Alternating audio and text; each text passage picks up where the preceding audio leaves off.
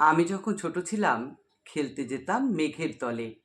একদিন এক মেঘবালিকা প্রশ্ন করলো কৌতূহলে, এই ছেলেটা নাম কি রে তোর?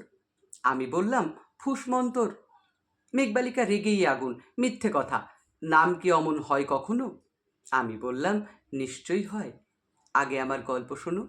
সে বলল, শুনবো না, যা, সেই তো রানী, সেই তো রাজা, সেই তো একই ঢাল তলোয়ার, সেই তো একই রাজার কুমার পক্ষীরাজে, শুনবো না আর, ওসব বাজে। আমি বললাম, তোমার জন্যে নতুন করে লিখবো তবে। সে বলেছে, সত্যি লিখবি? বেশ, তাহলে মস্ত করে লিখতে হবে, মনে থাকবে, লিখেই কিন্তু আমায় দিবি। আমি বললাম, তোমার জন্য লিখতে পারি এক পৃথিবী। লিখতে লিখতে লেখা যখন সবে মাত্র দু চার পাতা, একদিন কি ভূত চাপলো আমার মাথায়। খুঁজতে খুঁজতে চলে গেলাম ছোটবেলার মেঘের মাঠে। কি দেখি, চেনা মুখ তো একটিও নেই এ তল্লাটে। একজনকে মনে হলো ওরই মধ্যে অন্য রকম। এগিয়ে গিয়ে বলি তাকেই, তুমি কি সেই মেঘবালিকা? তুমি কি সেই? সে বলেছে, মনে তো নেই, আমারও সব মনে তো নেই। আমি বললাম, তুমি আমার লেখার কথা বলেছিলে।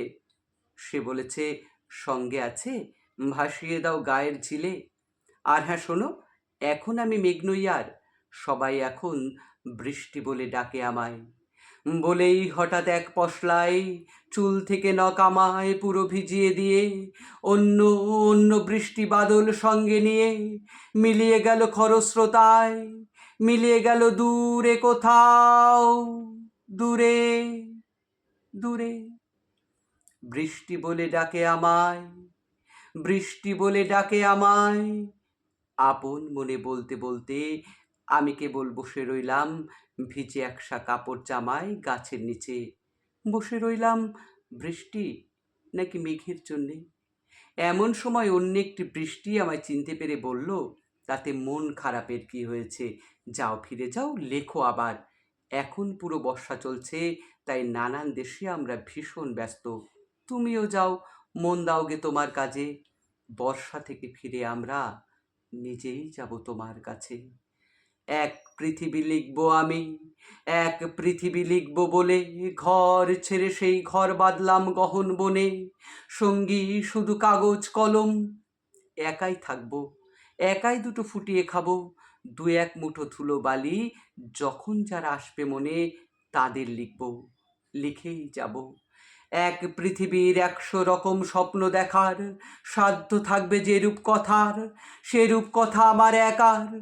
ঘাড় গুজে দিন লিখতে লিখতে, ঘাড় গুজে রাত লিখতে লিখতে, কেটেছে দিন, কেটেছে রাত।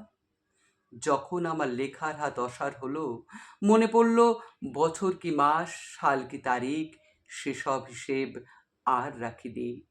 লেখার দিকে তাকিয়ে দেখি, এক পৃথিবী লিখব বলে একটি খাতাও শেষ করিনি।